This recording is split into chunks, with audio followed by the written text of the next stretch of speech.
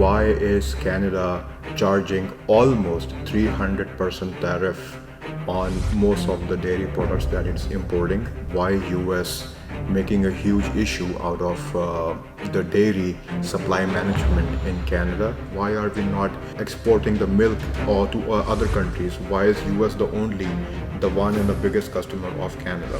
Canada also does not want to export a lot of dairy products into other countries. If Canadian farmers today are in this position, that is only because they themselves voted on this supply management system.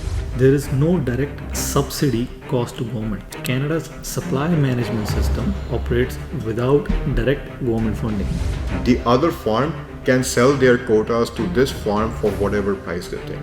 Just the cows, cattle, quota alone is costing me $3 million cash. This is how the quota system works. After almost $10 million investment, you are telling me I can only produce as much as Canadian Dairy Commission is telling me to produce. But how much are these farmers making every month after all the expenses, after everything is said and done? The farmer is still making less than minimum wage. And what happens if they overproduce? They will export additional revenue for the country. How much are you paying in a grocery store that you do not have to, but you're only paying such a high price for the dairy products only because of this system? Hello everybody, welcome to the Value Mint. Today we'll be discussing something that a lot of you out there may not be very well aware of. Have you ever been down south of the border in US and wondered in the grocery stores why the milk prices, dairy prices, cheese prices are a little bit cheaper than what you may be getting in Canada? Ever wondered how the milk is getting to the retail stores in Canada? Ever wondered why the prices in Canada are a little bit higher than what you might get in US? Ever wondered why is Canada charging almost 300% tariff on most of the dairy products that it's importing? Have you ever wondered why US is, especially Donald Trump by the way, making a huge issue out of the dairy supply management in Canada? The same issue, by the way, right now in 2025, and the same issue back in 2018 as well, when NAFTA was being replaced by USMCA. Today we'll be discussing about a not so very popular topic, Canada dairy and supply management. Let's get on this topic, and I'm gonna pass on the mic to Sunny to shed some light on this. Go ahead, Sunny. So supply management is a uniquely Canadian agriculture system that controls the production and prices of dairy, poultry and eggs. It matches domestic supply with demand and stabilizes farm prices for certain commodities. You'll ask, why was the supply management implemented in the first place? What was the reason behind it?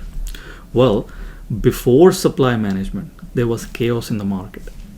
In 1960s and early 1970s, Canadian farmers, especially dairy, egg and poultry producers, were stuck in a cycle of overproduction, price crashes, unpredictable incomes, and waste and product dumping.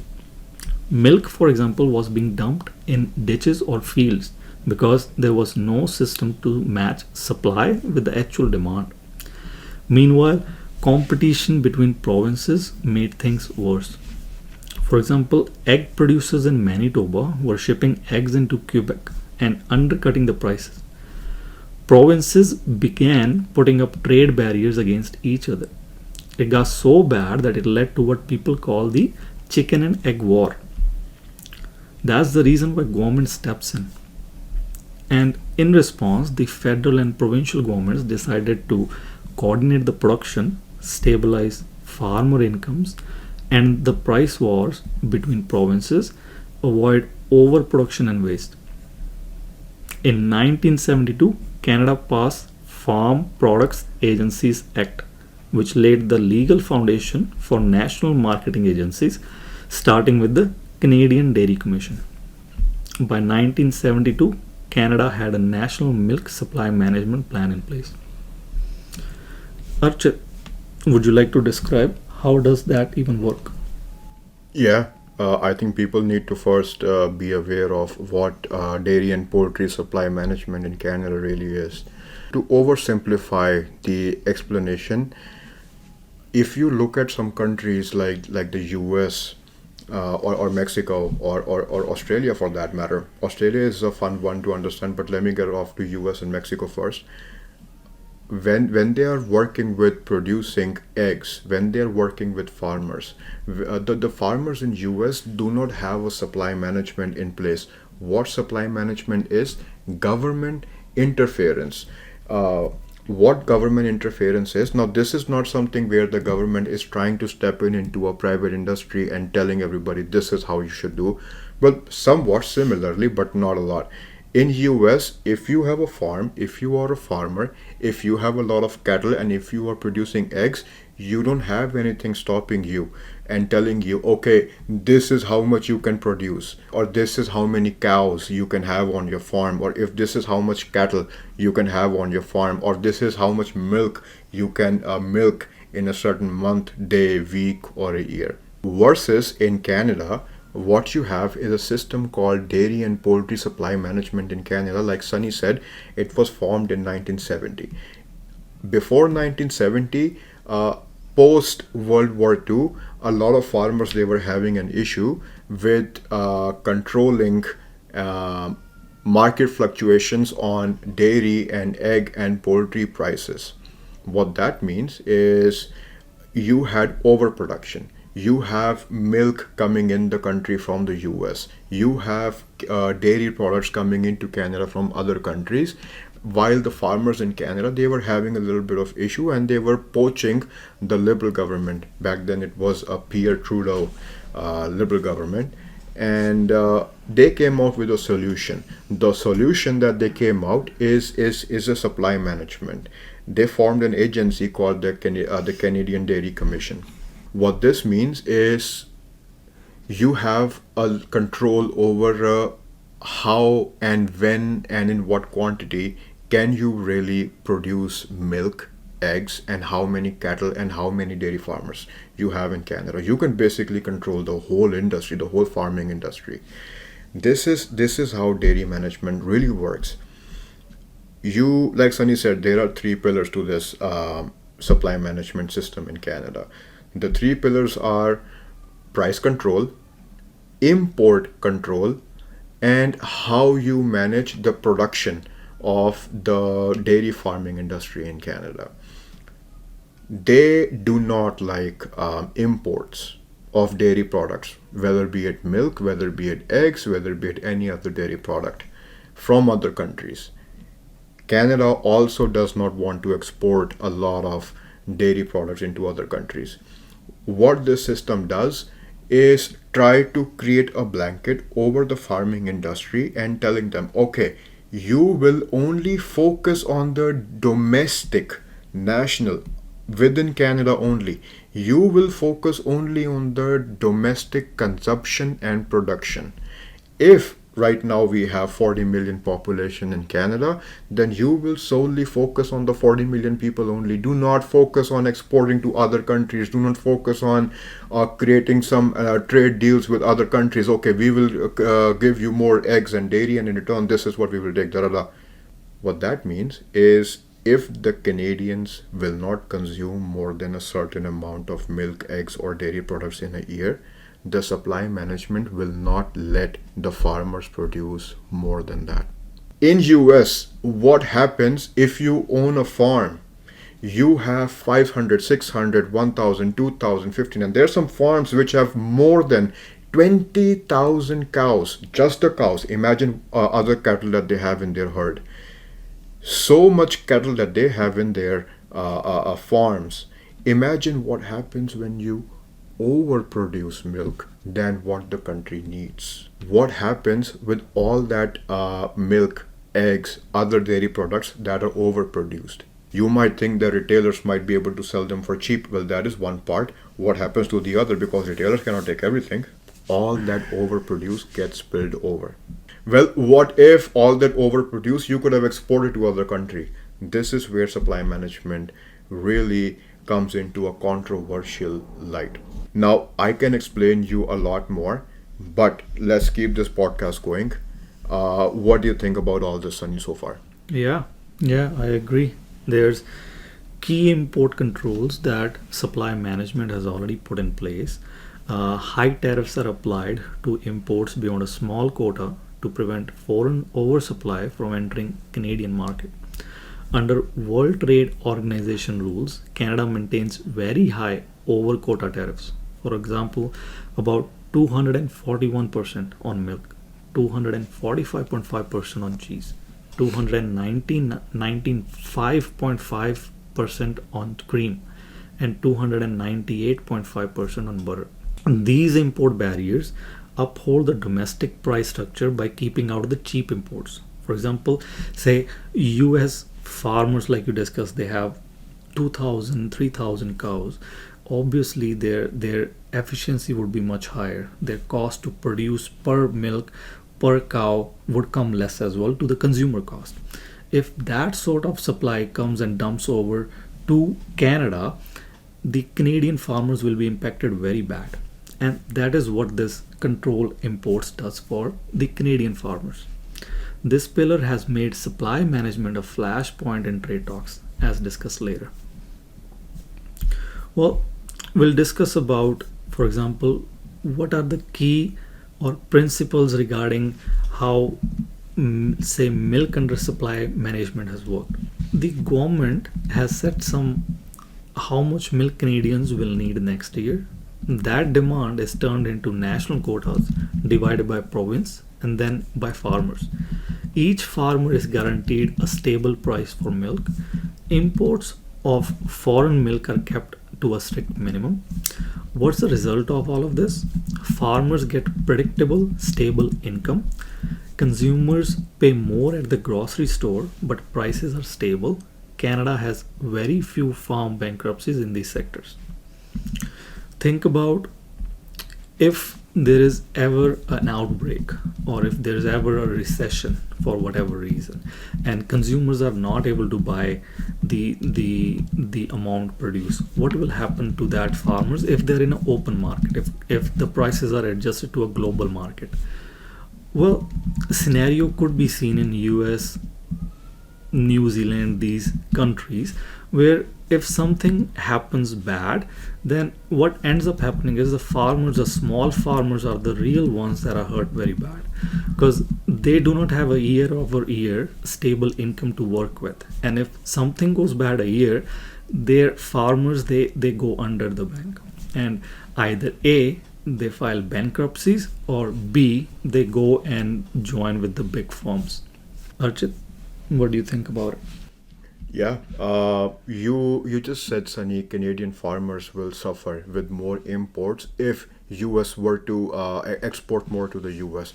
You just said that the US farms have 2-3,000 cows in their herd, and what if they are able to produce milk more cheaply and they have ability to export more to Canada? The Canadian farmers can suffer. Well, this is the same thing that you can compare with what exactly is going on with the steel and aluminum sector in Canada. Why isn't Canada in has more trade deal, has more trade pacts with other countries? Why are we not exporting the milk or to other countries? Why is US the one and the biggest customer of Canada? If China is just one country, seven seas away, and they are able to export pretty much anything and everything to all the world, Canada can do the same thing. There is nothing that's stopping Canada right now. Canada puts obstacles all by itself in front of it. If Canadian farmers today are in this position, that is only because they themselves voted on this supply management system. In comparison, if we see, Sunny, Canadian farms, Ontario and Quebec, these are two main provinces which are producing the bulk of the milk and some of the dairy products. The average farm, how many cows do they really have? The average farm, now that there's going to be some big farms, some small farms, but the average farms do not have more than 90, 95, 100, 105 cows. That's it. What is the average farm in US in states like California, Wisconsin, Idaho? Average farm size is exceeding more than 1500, 2000 cows, some of them having more than 20,000 cows. Of course, they are going to be able to produce milk more cheaply. Of course, they are going to be able to produce butter, cheese, butterfat more cheaply. Of course, they are going to have lower prices in the retail stores. Of course, even after the retail store markup, the consumers in US are going to be able to afford, will have much more affordability than what Canadians have. Imagine if you are a consumer today, you are going to a retail store, you are going to a Sobeys, you're going to a Farm Boy, you're going to a Freshco, you're going to Food Basics, you are going to Safeway in Alberta, you are going to any other grocery store. Imagine how much really are you paying for milk, and how much could you have saved if you were to buy at the same prices if you had bought the cheaply imported product from the US without the 300% import tariffs. Sunny, you said Canadian farmers, they have a few bankruptcies because of this system. I will actually tell you, Canadian farmers have the same amount of bankruptcies compared to what US farmers have. People might say that Canadian farmers were well protected during the COVID era, during 2020-2021. Did you know that Canadian farmers actually spilled almost the same, if not more, milk and eggs because of overproduction? Did you know that due to consolidation and bankruptcies, from the beginning of 1970, when this system was formed, we had 145,000 farms in Canada. That is correct, Sunny. 145,000 farms in Canada. How much are we left with today? Less than 10,000. Have you seen the difference? 145,000 versus 10,000 today. 10,000 farms. What about in US? They have free market. I agree, they have market fluctuations, but overproduction also leads to less prices for consumers. What do you think, Sunny? What would you have to say on this one? I agree. There are bankruptcies both in Canada and in US and in New Zealand and in Australia. However, the rate at which the bankruptcies happen in US are far more than in Canada. We've even seen some polls where US farmers have deliberately said that, hey, it's better to have stable income. That way they can go on for more longer. I'm talking about small farmers.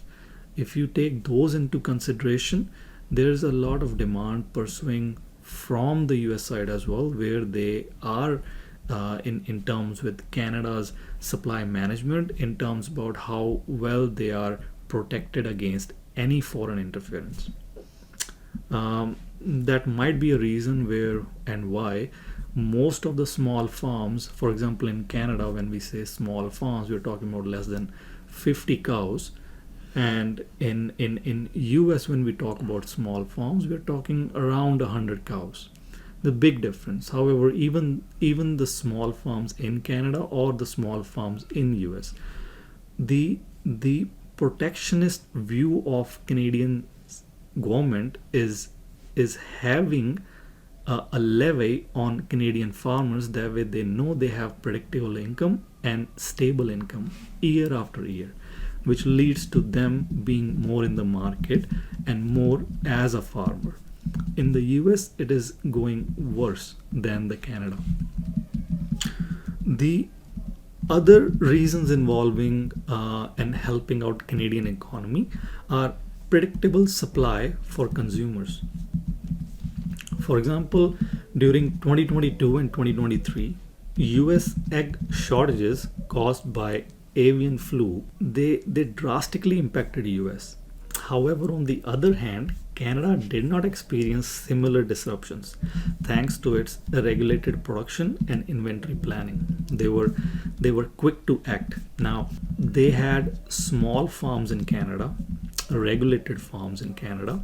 They had supply management, watching and regulating the production and the quality of everything involving dairy, poultry, or eggs.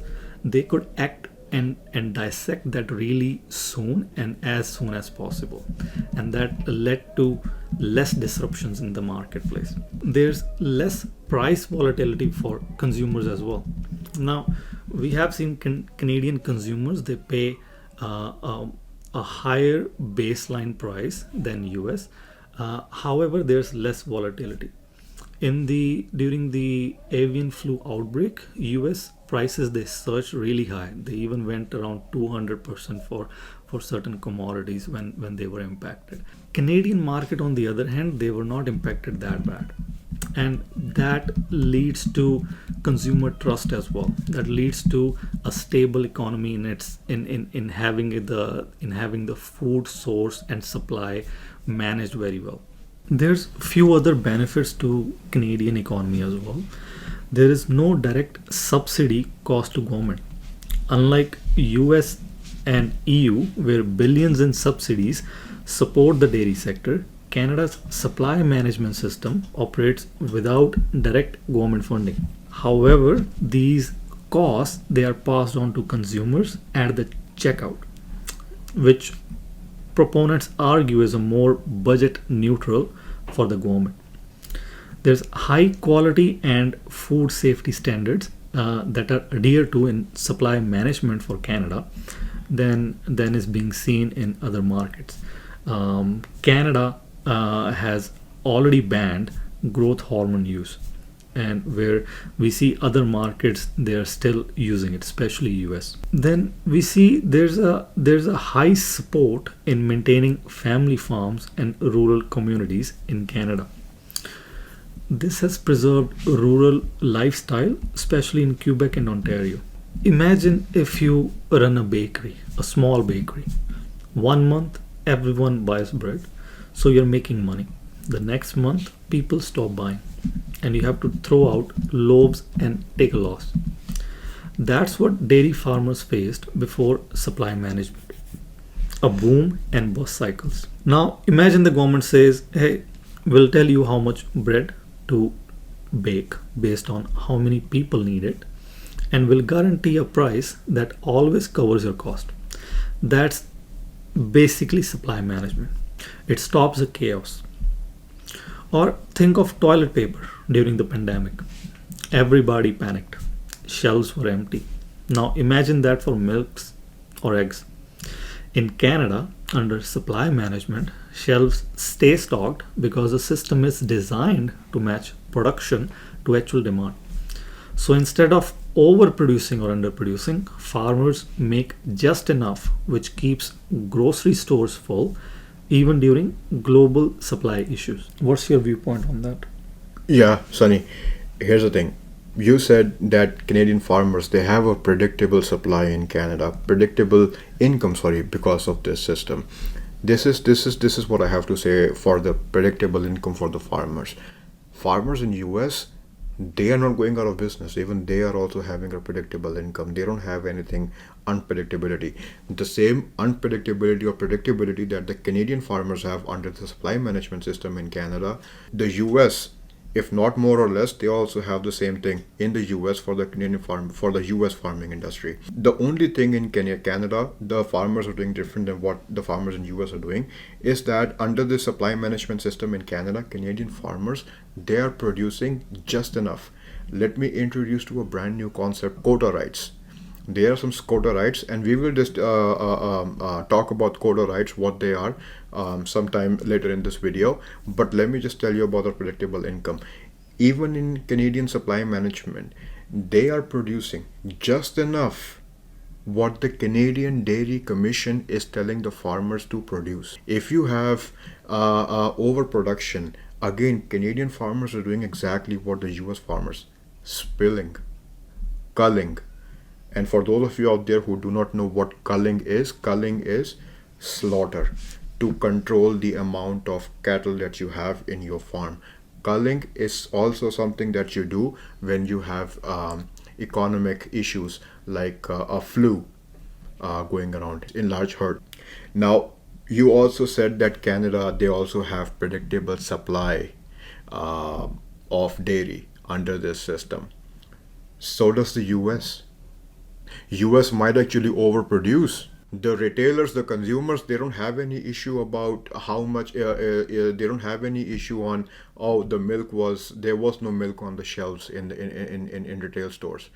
Right now, I understand there is an issue in 2025 going over the eggs because of the bird flu. I totally understand. So is the flu, so is the issue happening in Canada as well, despite having such a glorified supply management system in Canada. Before this egg issue under the Biden government in US and now transferring over to Trump administration and the way they're handling it, even US had a steady supply of eggs, of milk in their retail stores, and they were actually far better off than the Canadian counterparts, than us Canadian citizens, because they were having to purchase milk in the retail. The consumer, the everyday citizen in US were having to purchase the milk, the eggs, the dairy for much cheaper. Even if you do after the currency exchange, they were still better off than what us Canadian citizens are. How much are you paying right now for a 4 liter bag of milk?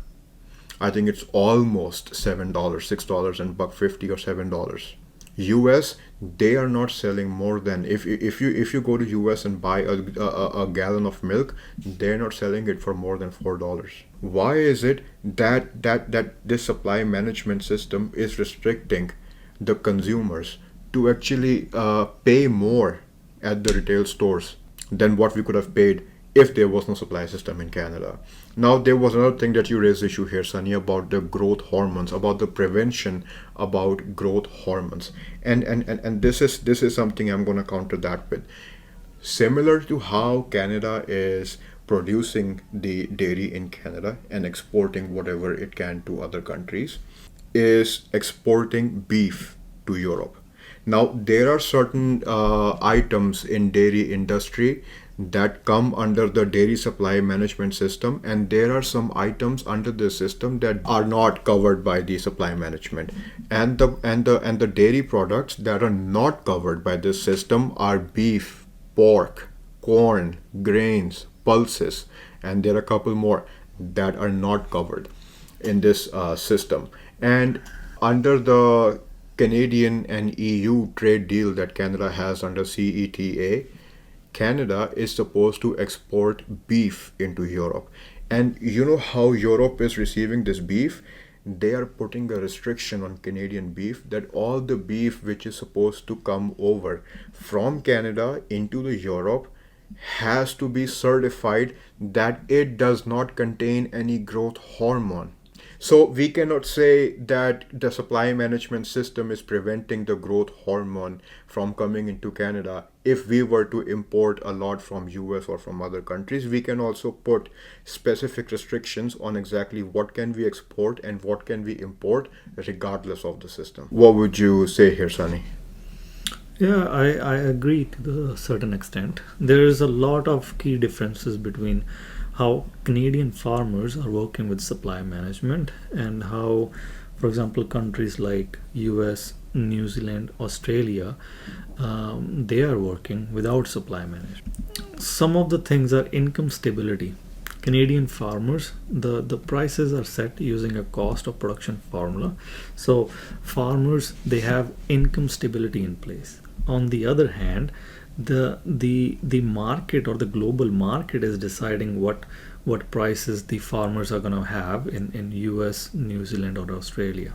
Now, if there is a market crash, then unfortunately they will be impacted really bad. And as we have seen, if that happens, then government steps in and provides subsidies to the farmers of that respect.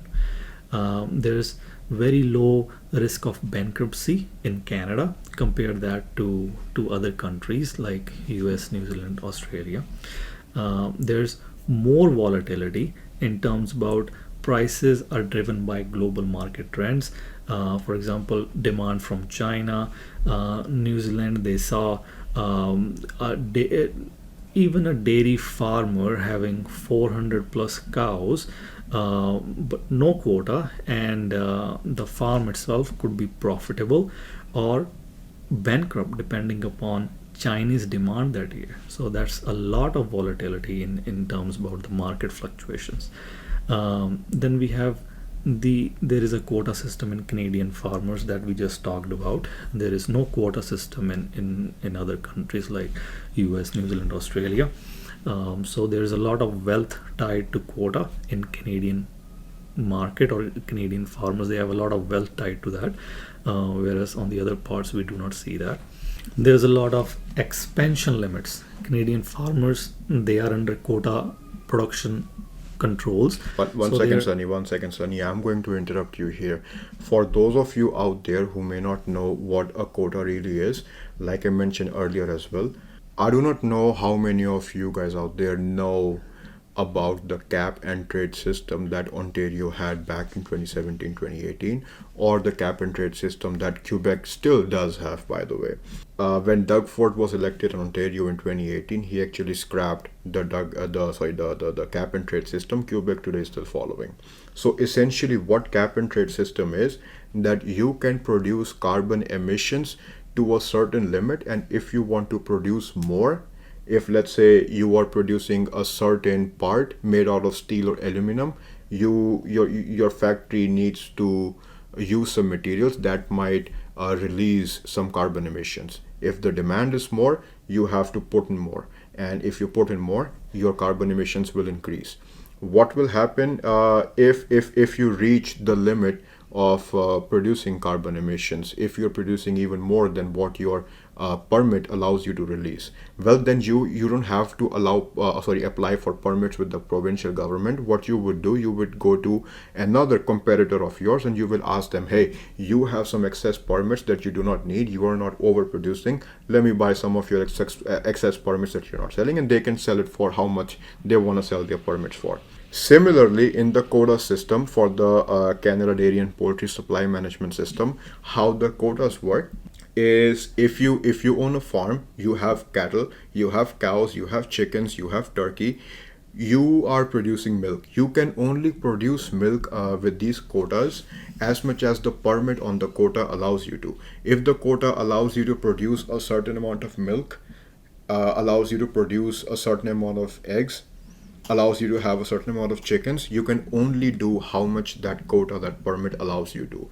If you have the ability to produce more, to overproduce, you would have to go to a competing farm and tell them, hey, you do not need excess permits, you do not need excess quotas, you are not overproducing milk, you are not reaching up to the excess, you are not reaching to the ceiling of the quota, whatever it allows you to.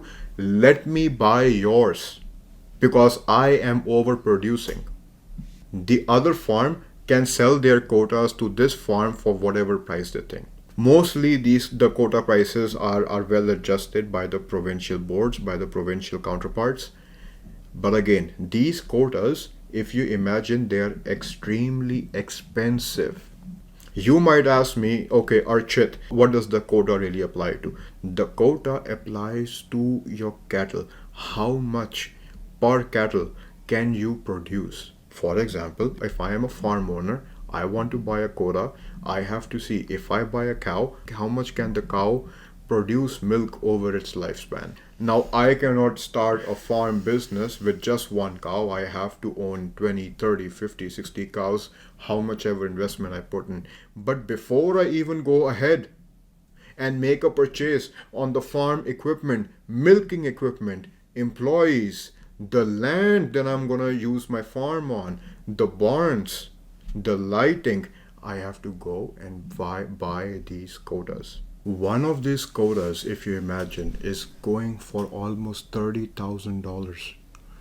If I am a farm, I want to buy a quota, I have to pay $30,000, could be even more, for just one quota. Imagine if I have to buy 20 cows, 30 cows. Let's imagine if I am trying to purchase 100 cows. 100 cows, $30,000 per quota. I am going to have to spend $3 million just to have 100 cows on my farm. Forget about the equipments, forget about the land, forget about the lease, forget about the barns, forget about the utilities, forget about the employees.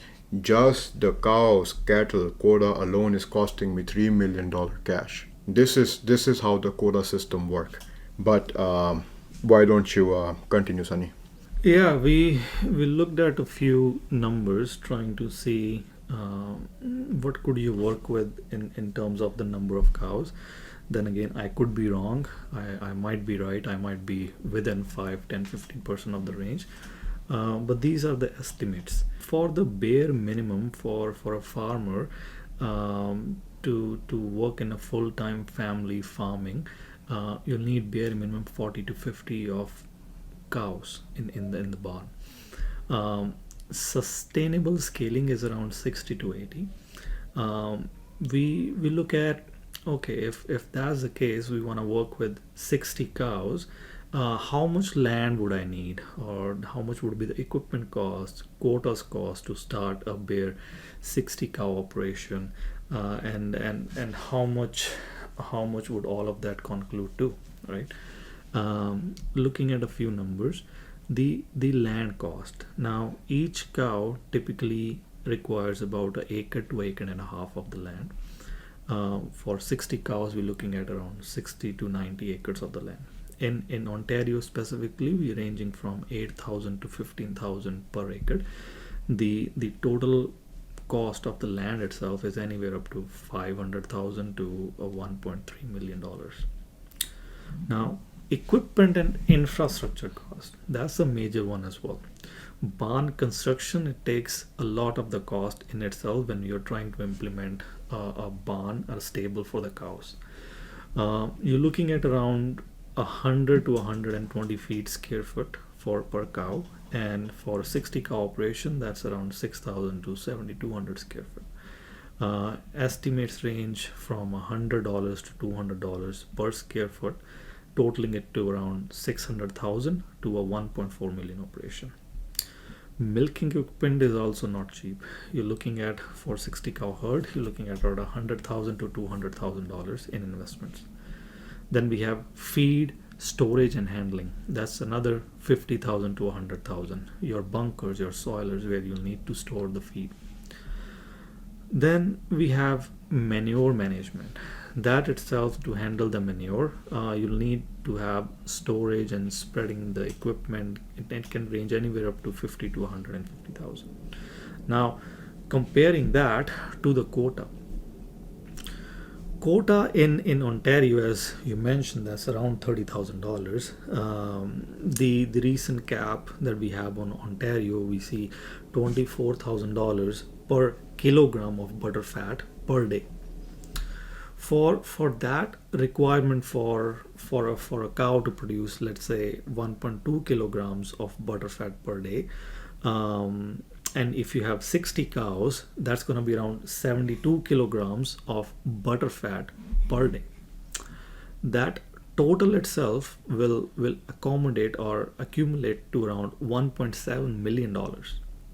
That's even more than the land cost, even more than the equipment and infrastructure cost. So you can look at this as if land aside, infrastructure aside, I still have quota to do. So before even you look at the land and the infrastructure, you'll first have to look at the quota, that if you have the funding in place for the quota itself.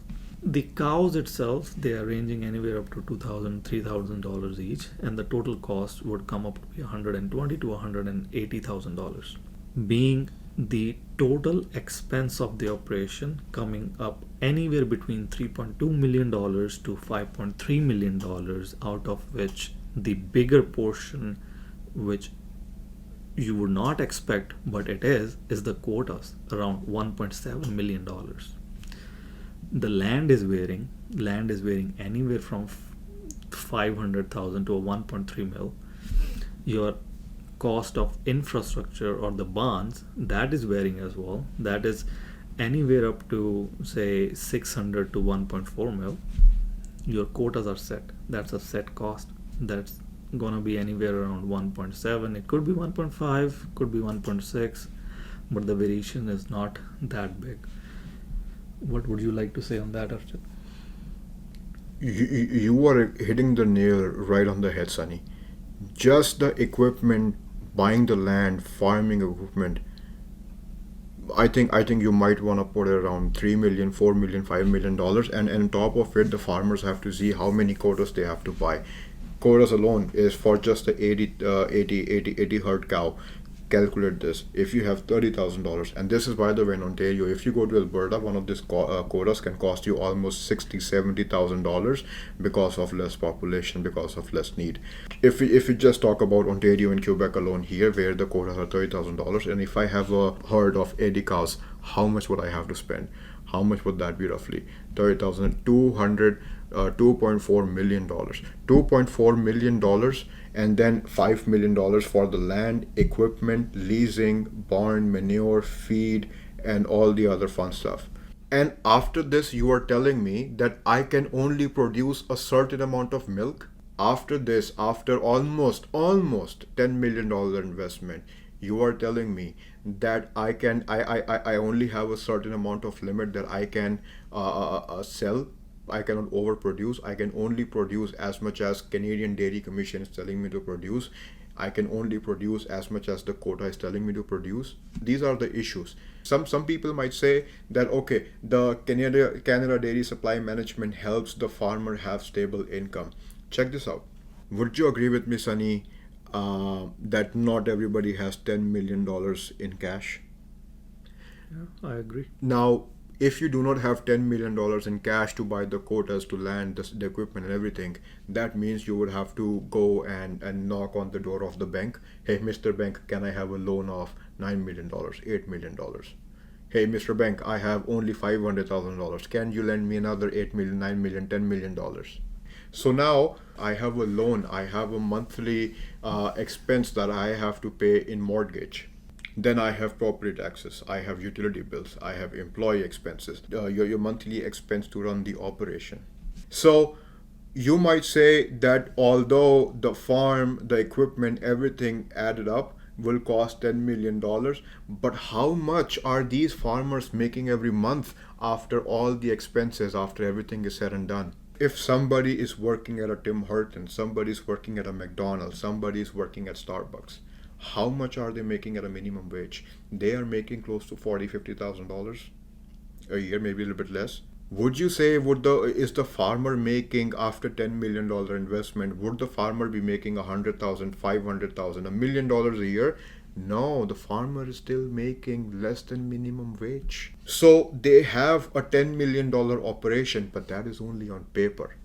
What am I taking home every month? The Liberal government back in 1970s, the Pierre Trudeau government, put the system in place to protect the farmers, to protect overproduction, so that we don't go into a situation where the farmers are overproducing. They have to spill. They should only focus on domestic production, and domestic production is what everything matters. Look at the U.S. farmers. They have massive operations. Just the Wisconsin state alone in a month is producing more milk than the whole country of Canada. Imagine that. You go to a single family owned farm in Canada and you will find a herd of cattle of 100, maybe 150 or 200. Now go and visit a single family owned farm in California, Wisconsin, Idaho. A single farm would have more than 500 cows, 1,000 cows, 1,500 cows. And guess what? They don't even have to worry about overproduction of milk. They don't have to worry about what's going to happen if I overproduce. Will I have to buy somebody else's permit, somebody else's quota? No, they can just produce more. And what happens if they overproduce? They will export additional revenue for the state, additional revenue for the country. Better trade relations with other countries, less dependence on just one country alone.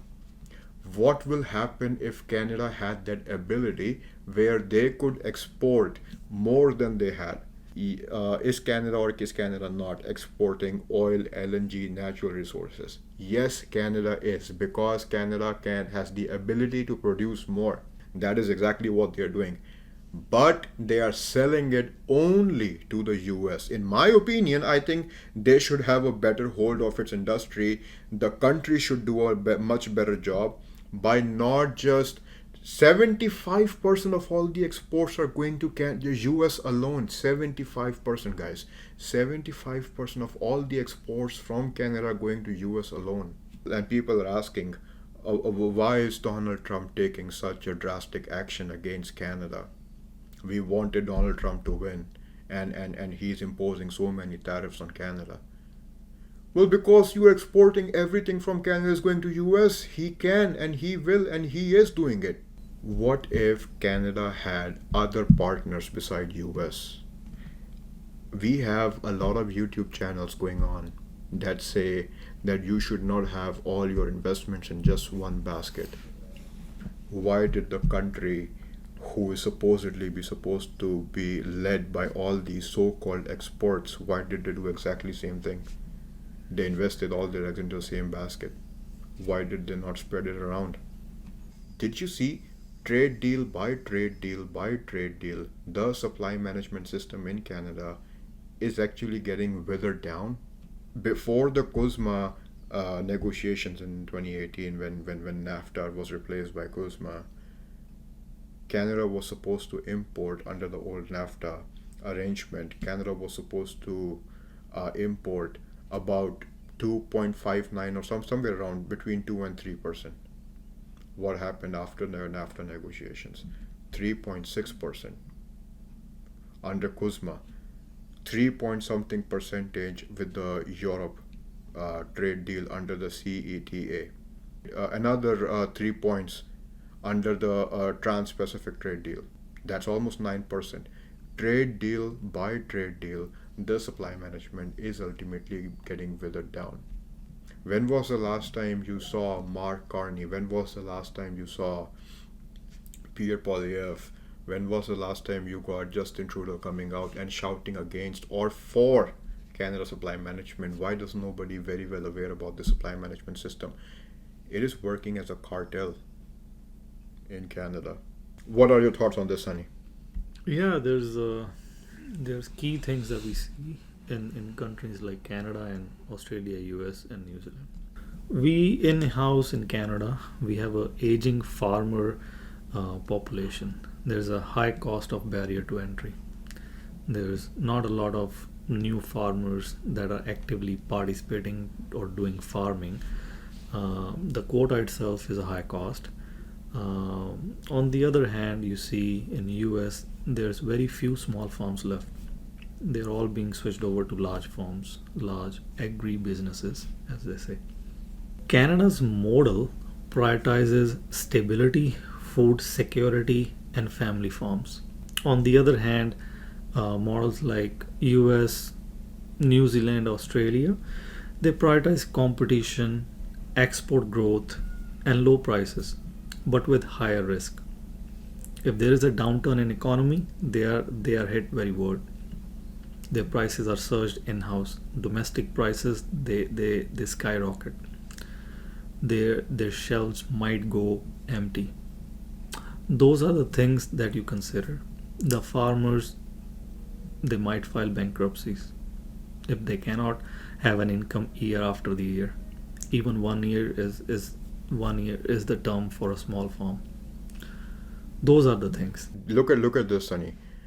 The CUSMA trade deal is going under review in 2026. In 2018, when the new CUSMA was signed, it was signed until 2036, which is when it will expire. In 2026, the CUSMA trade deal will go under review. If US is already imposing 25% tariffs on the dairy products right now, or how much ever he is, what will he do come 2026? He's gonna want a bigger share of the pie. The US farmers are already bugging Donald Trump and telling him, hey, Mr. President, we are overproducing. We need a market share in Canada. We need to send more milk. We need to export more dairy products into Canada. Canada needs to take more. If Canada goes out right now and says, hey, this is our supply management system in Canada and we will not import more of your eggs, what will happen in 2026?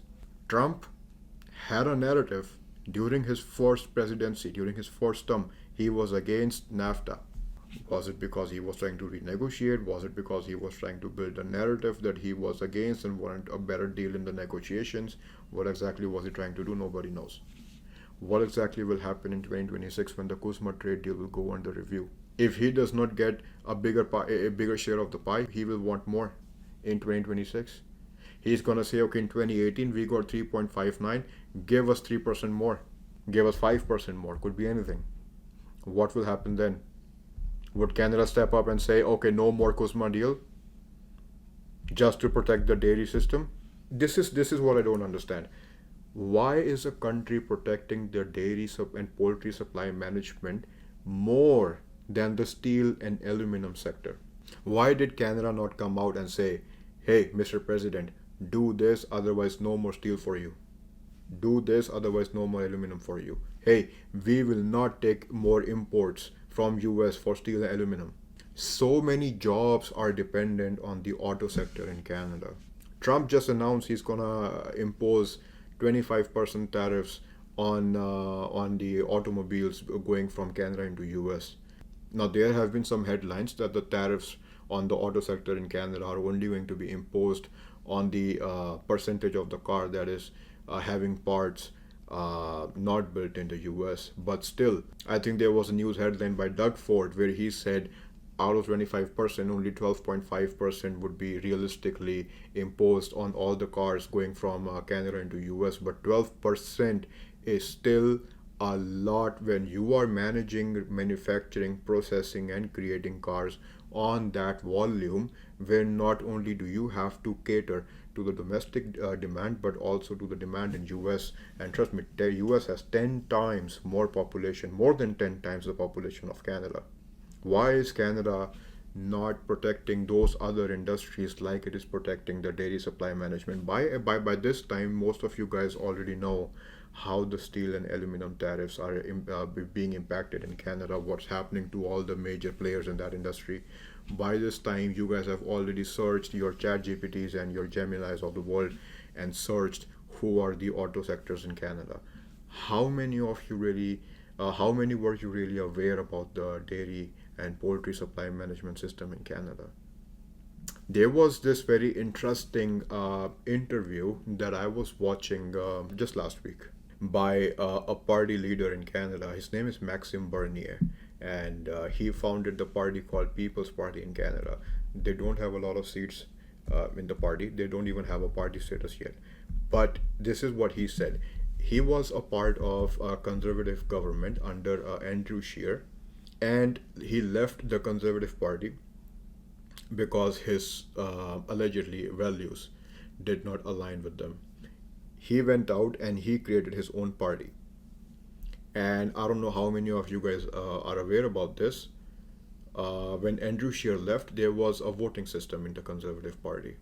This is when Erin O'Toole was trying to become the leader of the Conservative Party. This is when Maxime Bernier also ran to become the leader of the party. His mandate was to get rid of the dairy supply management system in Canada. And what he claimed, I don't know how true that is, but in that interview, he claimed that the people who are leading the dairy supply management system in Canada, they bought out the seats inside the Conservative Party. They bought out the membership seats inside the Conservative Party of Canada, so that Maxime Bernier does not come out and announce to everybody this is how this is being run as a cartel system in Canada. Less than 8% of the whole population in Canada are very well aware of what the system really is. And people should really be aware about, because right now during the tariff negotiations, during the situation that we are into, this is a very huge point, and a lot of people are not very properly educated about this topic. But anyways, not to make this those serious kind of podcasts, why don't you continue, Sunny? Yeah, just to get some facts and like you mentioned, some deals in terms of the years they were implemented and stuff. The very first say crack in the wall of supply management happened in 2016. Comprehensive Economic and Trade Agreement, CETA. Canada granted the European Union additional access to its dairy market, notably by allowing imports of 17,000 tons of European cheese.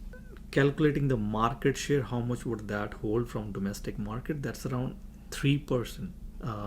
Producers in Canada were producing around 500,000 tons of cheese. That's 3% of the market that is gone to the foreign investments, to the European Union. Second one happened in 2018. Comprehensive and Progressive Agreement for Trans-Pacific Partnership. Canada agreed to provide the 10 member countries of the CPTPP with access to 3.25% of domestic dairy market. The third one, 2020. Canada, United States, Mexico Agreement, CUSMA. Canada granted the United States access to 3.6% of its dairy market and agreed to eliminate Class 6 and Class 7 milk pricing systems. Cumulatively, these agreements have opened approximately 10% of Canada's dairy market to foreign competition. One would guess, okay, if the market that was protected so heavily, it was so heavily guided by supply management, what do you think how the reactions from farmers were like at that point? Yeah, to that effect, Sunny, I don't think there were a lot of farmers who were coming out. There were few farmers here and there, especially in provinces like Ontario and Quebec, who were trying to voice their concerns about what's happening. But there was no drastic change or step taken by any government official in Canada. Justin Trudeau, especially, I don't know what kind of government he was running. Whatever he was doing, nobody has an idea what was he doing inside the Prime Minister's office. What we do know that he was extremely incompetent. He did not know what he was doing. He was relied on some advisors who never gave him proper advice. And what he did with the CUSMA negotiations when it was being replaced by NAFTA, it was a very poor job. Canada was still at a better position under NAFTA, but after it was being replaced by CUSMA, the farming industry, regardless of dairy supply management, we were in a very bad position. We were in a very bad place. Imagine this: you have a lemonade stand, you have a lot of lemons, you have a lot of sugar, you have a lot of water. You can make lots and lots of lemonade stand for everybody. So you can make lots of lemonade for everybody. Now, what if I were to come in and I were to impose a system on you that before you even set up a lemonade stand, before you even do anything, you need a license to produce lemonade. Just to buy the license, it's going to cost you $30,000, $40,000, $50,000. Once you get the license, then I tell you, okay, this is how much you can produce, this is how much lemonade you can create. Despite me having the ability and capacity to produce and to create more, I am bound by only to produce as much as the legislation, the authority is telling you, the government authority is telling you. The Canadian Dairy Commission, they were telling the farmers, this is the price of the quota, this is how much you can produce, and this is how much the processors will buy it for. In US, the farmers, they have a issue with the processors, with the milk processors, because of course you cannot drink raw milk. The milk that is being produced by the farms has to go to the processors where it gets refined, and then it's the processors, again, they have contracts with the retailers where they buy the milk and they package it, they put their beautiful branding and they put it in shelves for you to buy. In US, farmers, they have an issue with the contracts, with the deals, with whatever they have with the processors. Processors will tell the farmers, this is the quality, this is the quantity, and this is what I need. Do I need milk? Do I need cheese? Do I need butter? Do I need this? Do I need that? If the processor goes out of business, farmer will go out and look for not any other processor. Or if the farmer, just like Canada, US, where Canada is dependent only on US, if the farmer is dependent only on one processor, the farmer will also go out of business. Naturally. In Canada, fine, I will give you this, that because the production is controlled, if the processor goes out of business, maybe the farmer won't because they were producing in a very small quantity in the first place. What is the potential damage that is being done to the economic side? Where Canada has the capacity to go into trade negotiations with other countries who might need more milk, Canada cannot because you are producing the milk only in certain amount. Check this out, $100 million is what the supply management industry, the farming industry spent in just lobbying in the parliament in Canada for them to have the ability to control how much really can they produce.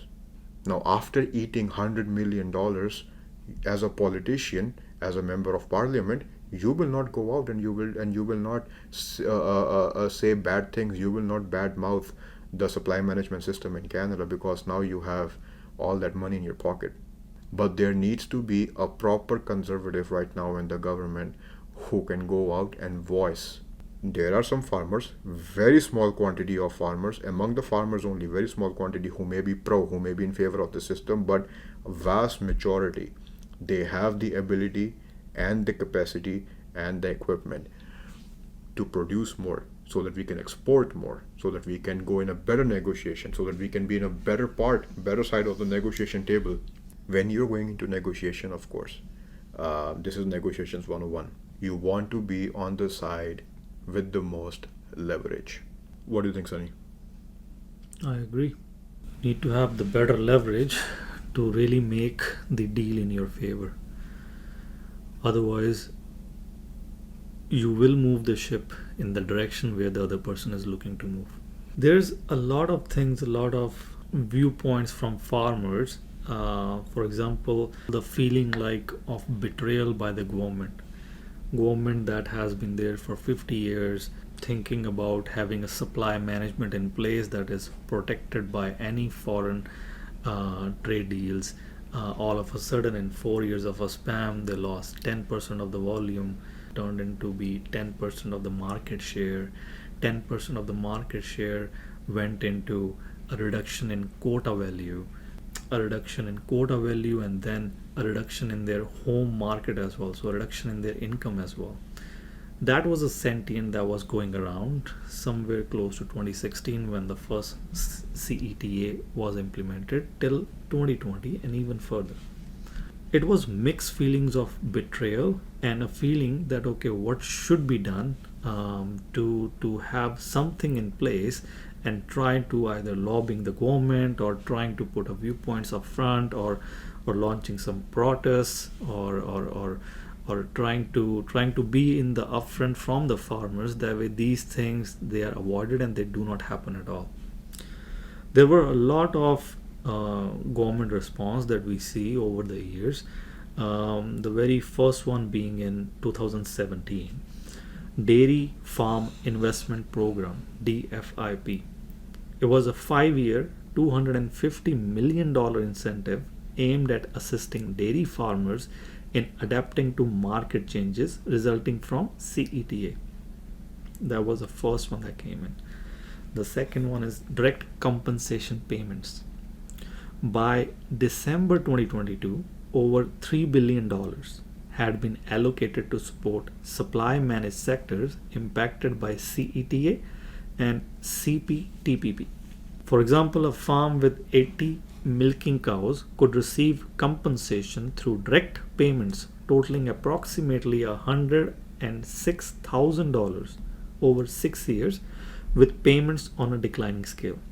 Then we have future trade negotiation commitments. Government pledged not to concede any future market shares under supply management in future trade negotiations, aiming to protect the integrity of supply management system and prevent additional market access concessions that could further impact Canadian dairy farmers.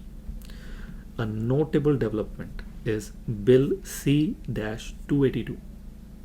Bill C-282, officially titled an Act to amend the Department of Foreign Affairs, Trade and Development Act, Supply Management. What was the purpose of this bill?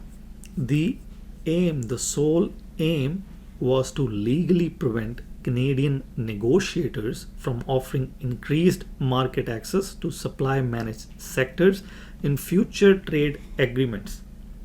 It prohibits increasing tariff-free import quotas for dairy, poultry, or eggs, reducing tariffs on import exceeding those quotas. Now, this bill has not fulfilled. Part of the reason was Parliament was prorogued on January 6, 2025, resulting in halting its progress.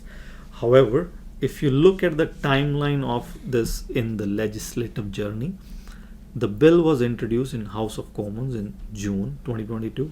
It was passed third reading in House on June 21, 2023. It underwent Senate review, and it was amended by Senate Foreign Affairs and International Trade Committee on November the 6th, 2024, to exclude pre-existing trade agreements and ongoing negotiations. It was one of those bills that was in the limelight of all of this happening, and foreseeably, due to least resistance from all the major parties, it would have passed. It might have passed, it could have passed, it might not have passed. All of these are just speculations. However, it looks like it was leading the charge on to have the bill in place. Yes, Archit. So that was what we could conclude from our research based on supply management in Canada, how it got implemented to how it has been over the past few years, the few trade deals that has happened, to the introduction of the bill, to halting its process due to Parliament being prorogued, and all the major parties showing pro stance in terms about protecting supply management. Do we see a reform that could happen? Of course, there could be anything that could happen.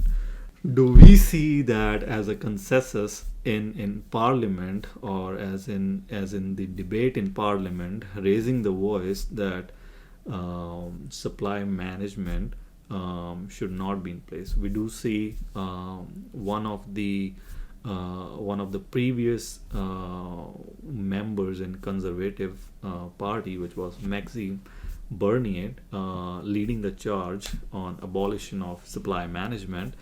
But that was just to it. There are no further escalations on that. What do you think, Archit? Yeah, I think people need to be a little bit more aware about this system in Canada. People are going to their daily jobs. People are extremely busy in their lives. People are busy in their social lives in Canada. I think they should, even if they study just 10 minutes a day about how the dairy system is really working in Canada, I think there should be a revolution in this country on the system. I think the system is so bad. I think the system should be removed altogether. And if you think this hasn't been done in the past, that is false. Australia had a similar system in place. They got rid of it in 2000. Europe had a similar system where they were working with quotas. The farms in Europe were working with quotas. They got rid of the system. Now I agree, you might research and you might come back to me and tell me, okay, Archit, Europe, when they got rid of the quotas, there was a huge chaos where a lot of farms went out of the business because of them removing this. But look at right now, Europe is producing more, exporting more. They have a better leverage when it comes to trade negotiations. The prices are lower in the retail stores. Consumers don't have to pay extra. Imagine how much are you, as a Canadian citizen, how much are you paying in a grocery store that you do not have to, but you're only paying such a high price for the dairy products only because of this system. There are some people who might say that, oh no, Canada supply management is really good. It helps the farmers. It gives them a stabilized income. But at what cost? There are some subsidies in US for the farming industry, there are some subsidies in Canada as well. The only difference is in US the government is providing them subsidies, so the farmers, they know that they're getting well subsidized for if there's any issue. In Canada, the only difference is the government is not subsidizing. It's the consumers who are subsidizing the dairy industry. Where is all that money going? I can bet that money is not going directly to farmers. So this is something very interesting that we discussed with all of you out there. Thank you for your patience. Thank you for being with us. Thank you for a listener and a viewer at the Valuement. And we hope you really liked this segment today. Enjoy your lives, Canadians. Take care.